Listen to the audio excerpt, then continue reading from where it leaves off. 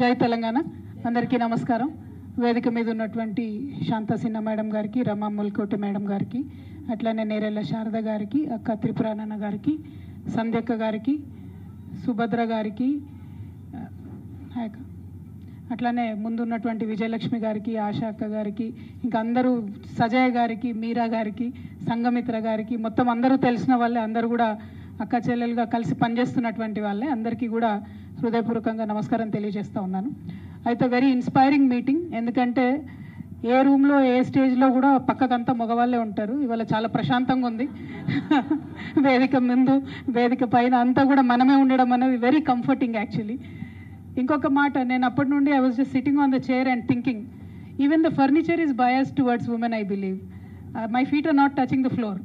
The chair size అయితే I don't think is made for women అనిపించింది.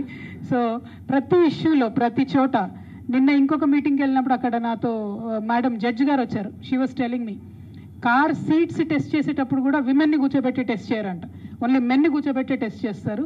As a result అనేక మంది car యాక్సిడెంట్లో pregnant women have died. So there is a lot of bias against women ప్రతి చోట ప్రతి సందర్భంలో ఉన్నదే. కానీ ఇక్కడ వక్తలు మాట్లాడిన దాంట్లో నేను కొంత విభేదిస్తూ ఉన్నాను. కొంతమంది మాట్లాడుతూ ఏమన్నారంటే, మనం రాజకీయాల కోసం చేయొద్దు, మనకు పవర్ అవసరం లేదని. డెఫినెట్గా కావాలి పవర్, డెఫినెట్గా పవర్ కావాలి. పవర్ఫుల్ పొజిషన్లో ఉమెన్ ఉండాలి. ఉన్నప్పుడే మార్పు అనేటటువంటిది సాధ్యమవుతుంది. రిజర్వేషన్ ఏదో మనము ఉండాలి టోకెనిజం కోసం అడగడం లేదు. నిజమైనటువంటి మార్పు తేవాలంటే రిజర్వేషన్ ఉండాల్సిందే. ఈ మధ్య ఇంకో విచిత్రమైన ట్రెండ్ చూస్తూ వస్తున్నాను నేను. చాలామంది యంగ్ విమెన్ నా దగ్గరకు వచ్చి, why do we need reservations అక్క, we are empowered, we can work, we should fight అన్నారు. But world is not so fair. ఎంతో ఎంపవర్డ్ ఉమెన్ కూడా ఎంత ఫైట్ చేసినా కూడా ఒక సీలింగ్ అనేది వస్తుంది, అడ్డు ఉంటుంది, ఒక గ్లాస్ సీలింగ్ ఉంటుంది. ఒక హైట్ తర్వాత ఎదగాలనుకున్నప్పుడు ఎదగనిచ్చేటటువంటి సమాజం కాదు. కాబట్టి ఖచ్చితంగా మహిళా రిజర్వేషన్ ఉండాల్సిందే. అయితే నేను కొంచెం యాక్షన్ ఓరియంటెడ్ మేడం, ఐడియాలజీతో పాటు నాకేమనిపిస్తుంది అంటే, ఇంత మీటింగ్ పెట్టుకున్నాం, మనం హిస్టరీ మాట్లాడుకున్నాం, కానీ ఫ్యూచర్ కోర్స్ ఏందన్నది ఖచ్చితంగా మాట్లాడుకోవాలి మేడం. ఒకటి, మనము ఇంతమంది శక్తివంతమైన మహిళలు ఈ రూమ్లో కాకుండా ఒకసారి పోయి మొత్తం ట్యాంక్ బండ్ అంతా నిండినాం అనుకోండి, అప్పుడు భయపడతారు. ఒకసారి పోయి రామ్లీలా మైదానం అంతా నిండినాం అనుకోండి, అప్పుడు భయపడతారు. ఒకసారి పోయి ఢిల్లీలో పార్లమెంట్ వీధినంతా ఫ్లడ్ చేసామనుకోండి, అప్పుడు భయపడతారు. సో శక్తి ప్రదర్శన అన్నది ఖచ్చితంగా చేయాల్సిందే. రెండవది, ఆ శక్తి ప్రదర్శన చేస్తూ బిల్లు సాధించుకుంటామనే విశ్వాసం నాకున్నది. కానీ అంత లోపల మనం లీడర్స్ని కూడా తయారు చేసుకోవాలి. ఈ 33%, 50% మన శక్తి, మన ఓపిక, మన ఫైట్ చేసి తెచ్చుకుంటే అసలు ఆ 33% మంది మహిళా లీడర్లు ఎక్కడ ఉన్నారు అనేటటువంటి ప్రశ్న చాలా ఇంపార్టెంట్. నేను ఇవాళ ఒక పొలిటికల్ పార్టీ పెట్టి మహిళలకు అవకాశం ఇద్దాము, వెతుకుదాము, ముందుకు తీసుకొని వద్దాము అనుకుంటే సరిగ్గా మాట్లాడడం కూడా నేర్పించుకొని తర్వాత టికెట్ ఇచ్చేటటువంటి పరిస్థితి ఉన్నది ఇప్పుడున్నటువంటి పరిస్థితులు కూడా. సో దానికోసం ఒక స్పెషల్ డ్రైవే పెట్టాలి మేడం. లీడర్షిప్ క్లాసెస్ కానీ, మహిళలు లీడర్షిప్ ఎదగాలి అనేటటువంటి విషయంలో కూడా మనందరం కూడా కలిసి ఆలోచన చేయాలని చెప్పి నేను మనస్ఫూర్తిగా కోరుతా ఉన్నాను. ఎఫర్ట్ అందరం చేసినాము బిల్లు కోసం, ప్రతి ఒక్కరం. మేము కూడా ఒక ఎఫర్ట్ చేసినాము 22-23లో. పర్టికులర్గా 29 స్టేట్స్లో ఉన్నటువంటి విమెన్ రిప్రజెంటేటివ్స్ని అందరినీ తీసుకొని వాళ్ళని కలిసి వాళ్ళతో పాటు జంతర్ మంతర్లో ధర్నా చేసినాం. బట్ ధర్నా చేయడంతో ఆపలేదు. నెక్స్ట్ పార్లమెంట్ సెషన్ ఉంటే 18 పార్టీస్ని ఇన్వైట్ చేశాం మేడం, వాళ్ళు వచ్చారు. ఆ 18 పార్టీస్తో కూడా మేమేం ప్రెషర్ పెట్టించామంటే, పార్లమెంట్లో, రాజ్యసభలో, లోక్సభలో మీరు 0 అవర్ బిల్ ఇవ్వండి, మీరు అడ్జర్న్మెంట్ మోషన్ ఇవ్వండి, మీరు ప్రతి క్వశ్చన్లో మీరు ఉమెన్ రిజర్వేషన్ బిల్ ఎప్పుడు పెడతారని చెప్పి క్వశ్చన్ చేయండి అని అన్ని పొలిటికల్ పార్టీస్ మీద కూడా ప్రెషర్ తీసుకొని వచ్చాం మేడం. అట్లా తేవడం వల్ల ఏమైందంటే, all the 18 parties who attended our dharna, వాళ్ళు ఫాలో అప్ యాక్షన్ ఏంటంటే ఆ సెషన్ మొత్తం కూడా వాళ్ళు క్వశ్చన్ చేస్తూ వచ్చినారు. యాజ్ అ రిజల్ట్ గవర్నమెంట్ మీద ప్రెషర్ వచ్చింది. అదే టైంలో ఇక్కడ నుండి కేసీఆర్ గారు, అక్కడ నుండి సోనియా గాంధీ మేడం గారు ఉత్తరాలు రాశారు మోడీ గారికి, మీరు బిల్లు ఇవ్వాలి అని చెప్పి. దాంతో బిల్ అనేటటువంటిది వచ్చింది. ఆ రోజే నేను చెప్పాను, ఈ బిల్లు వచ్చింది కానీ this is a post dated check. ఆ డేట్ ఎప్పుడో కూడా ఎవరికి తెలియదు. బిల్లు పెట్టారు. అండ్ ద డ్రామా అక్క చెప్పినట్టు ఎట్లా ఉండే అంటే, new parliament building has been started by passing the women reservation bill. But what is the use? It was a post dated cheque and it still remains.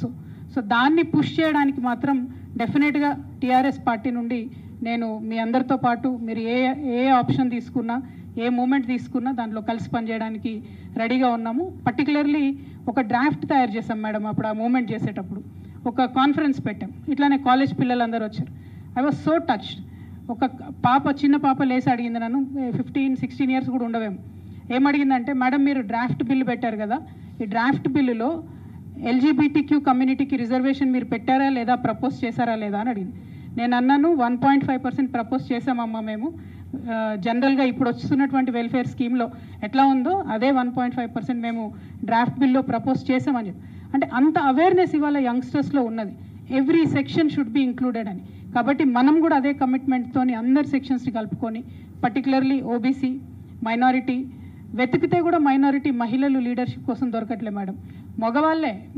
For example చెప్తున్నా, మీరు last assembly Telangana రాష్ట్రం వచ్చాక 2 అసెంబ్లీలలో చూసుకుంటే only 1 elected ముస్లిం MLA, only 1. అది కూడా మా బోధన కావడం నాకు గర్వకారణం ఉంది. బట్ ఓన్లీ 1, అన్ని పార్టీలు కలిపి ఎలక్టెడ్. ఈ టర్మ్ అయితే ఎలక్టెడ్ ఎవరు ఉన్నట్టు అనిపించట్లేదు. అంటే అఫ్కోర్స్ ఏఎంఐఎం నేను కౌంట్ చేయట్లేదు, ఏదైతే పవర్లో ఉన్న పార్టీస్లో ఇచ్చిన సీట్స్ గురించి నేను చెప్తా ఉన్నాను. Only 1 elected Muslim MLA from BRS, Congress put together ఉండే ఆ టైంలో. ఇప్పుడు అదే పరిస్థితి. ఒక ముస్లిం ఎమ్మెల్యేని నిలబెట్టి గెలిపించుకోవాలి అంటే దానికి 100 ఇబ్బందులు పెడుతున్నటువంటి పరిస్థితి ఉంది. సో ముస్లిం విమెన్ని బయటికి తీసుకురావడం అన్నది దానికన్నా టఫ్ టాస్క్ అవుతుంది. But we should start somewhere. We should make sure that everybody is included, OBC and minority also. Particularly OBC గురించి కమిట్మెంట్తో పనిచేస్తూ సబ్ కోటా ఉండాలని అడిగితే ప్రాబ్లం ఎక్కడ వచ్చింది అని అంటే, అసలు ఓబీసీలకే రిజర్వేషన్ లేదు, ఓబీసీలకే కాన్స్టిట్యూషన్లో రిజర్వేషన్ లేదు. లేనప్పుడు ఎట్లా ఇంక్లూడ్ చేస్తాం, ఏం పర్సెంటేజ్ ఇస్తాం అనేటటువంటి పెద్ద ఒక క్వశ్చన్ మార్క్ రేజ్ చేస్తూ ఉన్నారు. అందుకని ఓబీసీ బిల్ మీద కూడా ఫైట్ స్టార్ట్ చేశాము. కంటిన్యూస్గా ఓబీసీల కోసం ఫైట్ చేస్తున్నాం. And we are with a commitment. ఓవరాల్గా ఈ దేశంలో నెక్స్ట్ రావాల్సిన విప్లవంలో బీసీలకు 50% చట్టసభలో రిజర్వేషన్ ఉండాల్సిందే, దానికోసం కొట్లాడాల్సిందే. నేను మాత్రం ఇక్కడ ఈ వేదికగా మీ అందరికి ఇచ్చే మాట, రేపటి నాడు అసెంబ్లీ ఎన్నికల్లో అన్ని నియోజకవర్గాల నుంచి మేము పోటీ చేస్తాం తెలంగాణ వ్యాప్తంగా. దాంట్లో ఖచ్చితంగా 33%కి అబవే మహిళలకు రిజర్వేషన్ ఇస్తాం తప్పితే తక్కువ ఇవ్వం. నాకు అవకాశం ఉండి మంచి లీడర్స్ దొరికితే 50% ఇవ్వడానికే నా ప్రధాన ప్రయారిటీ ఉంటుంది. బట్ మై కమిట్మెంట్ 33%కి తగ్గకుండా మహిళలు ఎక్కడున్నా వెతుక్కొని, పట్టుకొని, లాక్కొచ్చి లీడర్షిప్ నేర్పించైనా సరే వాళ్ళకి టికెట్లు ఇచ్చి గెలిపించుకోవడానికి మాత్రం ఖచ్చితంగా ఫైట్ చేస్తాను. రమా మెల్కోటే మేడం ఒక మాట చెప్పారు, పొలిటికల్ పార్టీసే ఎవరికి వాళ్ళు 33% ఇస్తే బాగుంటుందని. ఒక చిన్న ప్రాబ్లం ఏమవుతుంది మేడం అంటే, సపోజ్ మా పార్టీ నుండి నేను ఒక దగ్గర ఒక విమెన్ని నిలబెడితే అక్కడ ఇంకో పార్టీ నుండి వాళ్ళు విమెన్ని నిలబెడతారన్న రూల్ లేదు. మేల్ని నిలబెడతారు, అన్ని రకాలుగా ఓడగొట్టే ప్రయత్నం చేస్తారు. సో అందరు కలిసి ఓడగొడతారు, ఇక్కడ వీళ్ళకేం పని అని. సో ప్రతి చోట ఏం జరుగుతుందంటే ఆ 33% ఇచ్చినటువంటి పార్టీ లూజ్ అవుతుంది. మిగతా చోట్ల ఆ వచ్చే కొంతమంది విమెన్ కూడా రాకుండా అడ్డుకునే పరిస్థితి ఉంటుంది. అందుకే కాన్స్టిట్యూషనల్ డిజైనే కావాలి మ్యామ్. దీనికి సపరేట్ రిజర్వ్డ్ కాన్స్టిట్యున్సీసే ఉండాలి. లేదంటే పొలిటికల్ పార్టీస్ ఇచ్చేటటువంటి కమిటెడ్ రిజర్వేషన్తో తక్కువ సందర్భాల్లో గెలిపించుకునే అవకాశాలు ఉంటాయి. కాకపోతే అన్నిటికన్నా ఇంపార్టెంట్, మళ్ళీ ఫైనల్గా కంక్లూజన్లో నేను చెప్పేది ఒకటే, పొలిటికల్ పార్టీస్ దేనికి భయపడతాయి? ఓట్ బ్యాంక్కి భయపడతాయి. ఇప్పుడు మహిళలుగా మనం చేయడం లేనిది ఏంటి అంటే, మీరు మహిళా బిల్లు ఇవ్వకపోతే మేము ఓటు వేయమని అంటలేం మనం. ఇప్పటి వరకు వాళ్ళకి అర్థమైంది ఏంది, అన్ని పొలిటికల్ పార్టీస్ కంటే మహిళలు కొంత మేల్కొన్నారు, వాళ్ళంతటా వాళ్ళుగా ఓట్లు వేస్తున్నారు.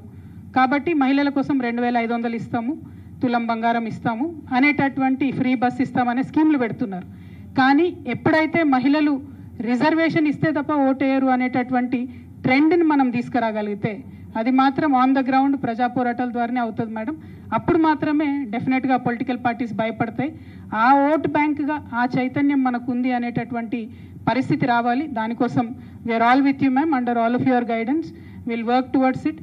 And thank you so much for the love that you gave me. డెఫినెట్గా ఒక డేరింగ్ స్టెప్ వేశాను. ఖచ్చితంగా ఈ రాష్ట్రంలోనే కాదు, ఈ దేశంలో మహిళలందరూ కూడా గల్లా ఎగరేసుకునేటట్టు ఒక మంచి రాజకీయాన్ని మాత్రం చేసి చూపిస్తాను ఈ రాష్ట్రంలో అని కూడా మీ అందరికీ మాట ఇస్తూ, థ్యాంక్ యూ సో మచ్. జై తెలంగాణ.